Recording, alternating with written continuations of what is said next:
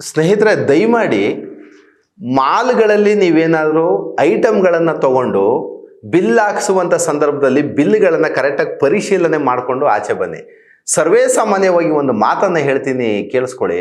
ನೀವು ಎಲ್ಲ ಮಾಲ್ಗಳಿಗೆ ಹೋಗ್ತಿರಲ್ಲ, ಮಿನಿಮಮ್ ಅಂದರೆ ಯಾವಾಗಲೂ ಒಂದೊಂದು ಬಿಲ್ಲಲ್ಲಿ 100 ರೂಪಾಯಿ, 500 ರೂಪಾಯಿ, 1000 ರೂಪಾಯಿ ಜಾಸ್ತಿ ಹಾಕ್ಬಿಟ್ಟಿರ್ತಾರೆ.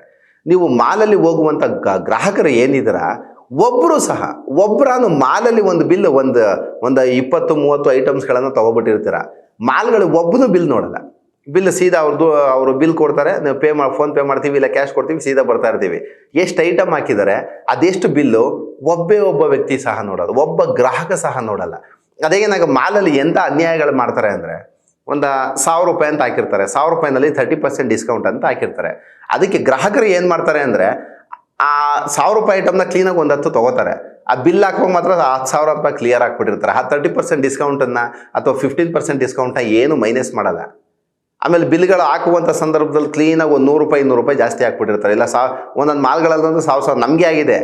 ಆ 1000 ರೂಪಾಯಿ ಜಾಸ್ತಿ ಹಾಕ್ಬಿಡ್ತಾರೆ. ಕ್ಲೀನಾಗಿ ಹೋಗ್ತೀರ, ನೀವು ಹೆಂಗಿದ್ರು ಬಿಲ್ ನೋಡೋದು, ಯಾರೂ ನೋಡೋದಿಲ್ಲ. ಈಗ 300 ರೂಪಾಯಿ ಐಟಮು 400 ರೂಪಾಯಿ ಅಂತ ಹಾಕ್ಬಿಟ್ಟಿರ್ತಾರೆ. ಕೇಳೋರು ಯಾರು? ಈಗ ಇದು ಒಂದು ಸಕ್ಕರೆ ಯಾವುದೋ ಒಂದು 40-50 ರೂಪಾಯಿ ಇತ್ತು ಅಂದರೆ 60 ರೂಪಾಯಿ ಹಾಕ್ಬಿಟ್ಟಿರ್ತಾರೆ, ನೋಡೋದೇ ಇಲ್ಲ ನಾವು. ಹಾಗಾಗಿ ಮಾಲ್ಗಳಲ್ಲಿ ಯಾವುದೇ ಮಾಲ್ಗಳಲ್ಲಿ ನೀವು ಶಾಪಿಂಗ್ಗೆ ಹೋದಂಥ ಸಂದರ್ಭದಲ್ಲಿ ನೀವೆಷ್ಟು ಐಟಮ್ನ ತೊಗೊಂಡಿರ್ತೀರ, ಎಷ್ಟು ಐಟಮ್ ಬಿಲ್ ಆಗಿದೆ, ಅದನ್ನು ಒಂದು 5 ನಿಮಿಷ ಟೈಮ್ ತಗೊಂಡು ಕ್ಲೀನಾಗಿ ಲೆಕ್ಕಾಚಾರ ಹಾಕೊಂಡು ಕ್ಲೀನಾಗಿ ಪೇ ಮಾಡಿಬಿಟ್ಟು ಬನ್ನಿ. ಇದು ಮಾಲ್ಗಳಲ್ಲಿ ತುಂಬ, ಆಮೇಲೆ ನಮ್ಮ ಸ್ನೇಹಿತರು ತುಂಬ ಅನುಭವ ಆಗಿದೆ. ಎಷ್ಟೋ ಕೇಸ್ಗಳಾಗುತ್ತೆ ಇವೆಲ್ಲ.